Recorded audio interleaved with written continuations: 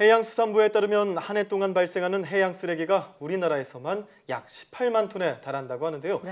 그만큼 해양 생물들이 받는 고통도 크다고 할 수 있겠죠. 네, 그래서 오늘 탐구인에서는 이런 해양 생물을 치료하고 연구하는 이영란 해양생물 수의사와 함께 얘기 나눠보겠습니다. 어서 오세요. 안녕하세요. 네. 자, 수의사는 들어봤습니다. 그런데 해양 생물 수의사 왠지 좀 생소한데요. 네. 어떤 일을 하는 직업인가요? 네, 일반적으로 수의사라고 하면 강아지나 고양이를 보는 소동물 수의사나 아니면 뭐 돼지나 소 이런 대동물 수의사를 떠올리기가 쉬운데요. 예. 우리나라에서 몇몇은 저처럼 돌고래나 물범 같은 해양 포유류나 펭귄, 상어 같은 해양 생물을 보살피는 사람이 있어요. 네. 그래서 공식적인 단어는 아니지만 해양 생물 수의사라고 불립니다.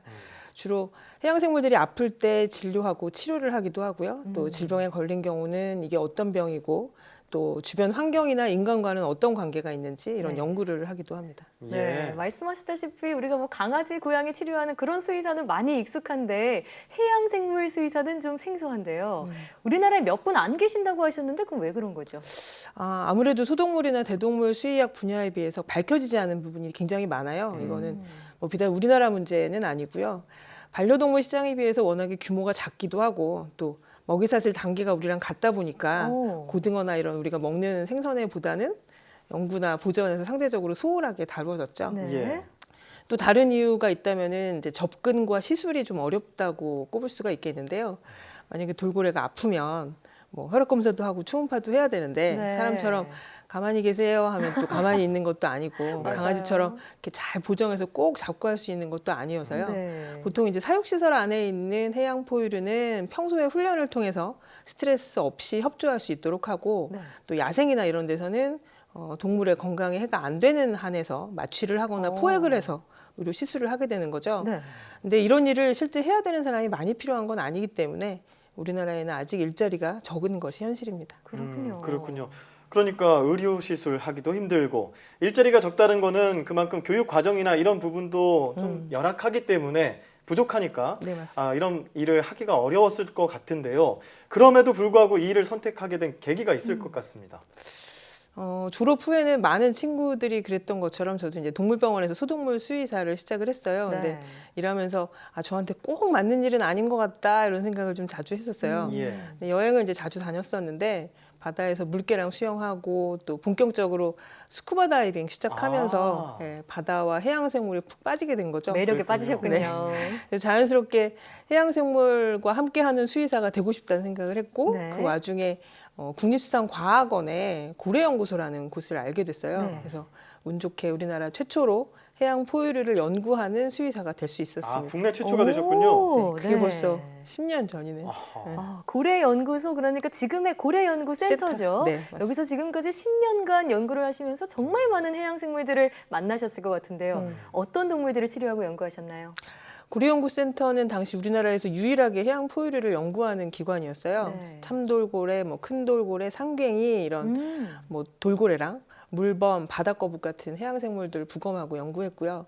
또 국내 최초로 러시아에서 연구 때문에 들어온 벨루가 웨일 흰고래를 연구하기도 했고요. 네. 네네. 또 이후에 이제 제가 아쿠아리움에서 전임 수의사로 일할 때 해양 포유류뿐만 아니라 펭귄, 수달, 어류까지 이제 보살폈었죠. 네. 작년에 해양 포유류 수의학으로 전 세계에서 아주 손꼽히는 미국 캘리포니아 소살리토 안에 더 마른맘말 센터라는 해양 포유류 센터에서 연수할 수 있는 아주 귀한 기회를 가졌었는데요. 네. 그때 고래, 바다사자, 물범 이런 거 구조 치료하고 또 질병 연구하면서 제가 사육시설 생물 돌보는 것보다 야생 생물 보존하는 일이 내가 갈 곳이구나. 그래서 앞으로 그렇게 살아야겠다 이런 생각을 하게 됐습니다. 예. 멋있습니다. 동물들의 질병 연구보다는 이런 보전에 네. 힘쓰겠다. 그래서 지금 연수 후에 뭐 다른 일을 지금 하고 계시다고 들었어요. 그랬죠. 예, 작년 10월에 귀국을 해서 예. 11월부터 WWF 세계 자연기금에서 지금 일을 하고 있는데요. 네, 지금 배지가 네, 보니까 맞습니다. WWF 네. 배지. 판다. 예. 미국에 있을 때 그 환경 보전하는 국제 기구들이 활동하는 모습을 보고 일하고 싶다는 생각을 하게 됐어요. 예. WWF가 전 세계에 한 100여 개 이상 사무소가 있는데 우리나라에도 있고 또 네. 채용도 한다는 얘기를 듣고 오. 미국에 있을 때 지원을 하게 됐습니다. 그래서 본격적으로 우리나라의 해양생물과 그들이 사는 바다를 보호하는 일을 하게 된 거죠. 네. 해양생물이 살 수 없는 바다는 결국 인간이 살 수 없기 때문에 인간이 살 수 있는 바다로 만드는 노력을 하고 있다고 보시면 될 것 같습니다. 네. 또 구체적으로는 지속 가능한 수산물을 만들려고 애쓰고 있고 또 해양 쓰레기를 줄이거나 해양 보호구역 늘리기 그래서 결국 지속 가능한 바다를 만들려는 활동을 하고 있습니다. 네. 예. WWF에서 드디어 원하는 일을 하게 되신 건데요. 해양 쓰레기 문제 방금 언급을 하셨는데 최근 정말 심각한 문제로 대두가 되고 있잖아요. 네. 지금 계신 WWF에서도 이런 부분에 좀 연구를 박차를 가하고 있나요? 네, WWF에서 바다 보전하는 활동이 여러 가지가 있는데요. 네. 그 중에 하나가 최근에 국립해양생물자원관 주도로 하는 바다거북 부검 공동연구예요. 예. 그래서 지난 4월과 6월에 진행됐던 부검에서 정말 다양한 쓰레기가 바다거북의 직간접적인 사인으로 추정이 됐었어요. 아이고, 지금 보니까 지금 나오는- 비닐도 네, 보이고요. 스티로폼, 뭐 그물, 네. 사탕봉지 그리고 대북 선전물까지 아. 나왔었는데요. 위장에 아주 꽉 차 있었어요.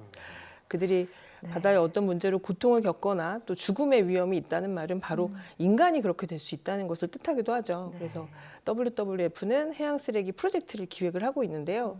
해양 생물을 물리적으로 위해를 가하는 큰 쓰레기도 있지만 네. 또 눈에 보이지 않아서 오히려 몸에 흡수가 되기 때문에 예. 또 상해 먹이사슬 단계로 전달이 되는 더 무서운 게 미세 플라스틱이거든요. 아, 네. 그래서 그것들이 미치는 영향을 파악하고 위험성도 알리고 나빠지지 않게 하려고 저희가 노력을 하고 있습니다. 네. 최근에 보니까 우리가 바다에서 이게 타지 않으려고 바르는 선크림도 해양 생물들에게 치명적인 영향을 줄 수 있다고 하던데 이렇게 바다 생물들을 보존하기 위해서는 우리의 노력도 필요할 것 같습니다. 곧 이제 휴가철을 앞두고 많은 분들이 이제 바다로 떠나기 위한 계획들을 하고 계실 텐데 우리가 바다로 갈 때 어떤 노력들을 해야 될까요? 아, 네, 맞습니다. 지금 앵커님 말씀하신 것처럼 꼭 바다에 갈 때 사도를 파괴하는 그런 선크림보다는 래시가드 입기 운동하시면 좋을 것 같고요. 예. 네. 그리고 또 가장 쉽게 할 수 있는 거는 쓰레기를 안 버리는 거죠. 많은 분이 알고 계시고 이미 우린 다 실천하고 있다고 그렇게 생각을 많이들 하고 계시는데 실제 여름 해변가 가면 새벽마다 쓰레기장으로 돼버리잖아요. 예. 네.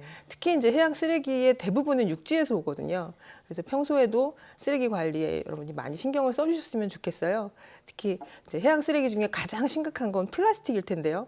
이 플라스틱 줄이기 운동은 우리가 더 이상 미루면 안 되는 우리의 숙제죠. 수건 사업이죠. 네. 그래서 그 이외에 또 많은 분들께 부탁을 드리고 싶은 건 바다가 지속 가능하게 되려면 이제 너무 뭐 어린 물고기를 먹는다든지 알을 너무 먹는다든지 뭐 이런 지속 가능한 수산물을 소비하려는 그런 습관 그래야 돌고래도 바다도 우리 사람도 잘 네. 먹고 잘 살 수 있는 바다가 될 거고 또 우리의 아이와 아이의 아이도 아름답고 건강한 바다를 살 수 있을 테니까요. 네. 네. 그러니까 우리 아이들만큼이나 해양 생태계의 이런 자라나는 색싹들도 보호를 해줘야 한다라는 말씀 정말 와닿습니다. 자, 마지막으로 선생님께서 갖고 계신 바람이나 또 앞으로 도전하고 싶은 분야가 있다면은 자유롭게 말씀해 주시죠. 네, 저는 앞으로도 우리 바다가 지속 가능할 수 있도록 계속 노력을 할 거고요. 네. 개인적으로는 그 해양동물 구조치료 연구교육 이런 거 꼭 하고 싶은데 뭐 아직 어떤 형태가 될지는 아주 구체적으로 계획한 건 아니지만요. 그래서 바다에서 스쿠버 다이빙 하면서 해양 생물들과 함께했던 시간이 너무나 행복했기 때문에 네. 이들이 불행하지 않도록 그래서 사람과 함께 오래오래 잘 살 수 있도록 해양 생물이 닥친 문제를 찾고 알리고 그리고 보존하는 일을 계속 할 겁니다. 예. 우리가 보통 이제 바다를 엄마와 같다라고 비유하곤 하잖아요. 그러니까 이 바다에 우리 인간이 효자가 되려면 어떤 노력들을 해야 될지 그런 것들을 좀 생각해보는 그런 시간이었던 것 같습니다. 자, 지금까지 이영란 해양생물 수의사와 함께 이야기 나눠봤습니다. 오늘 말씀 고맙습니다. 고맙습니다. 감사합니다.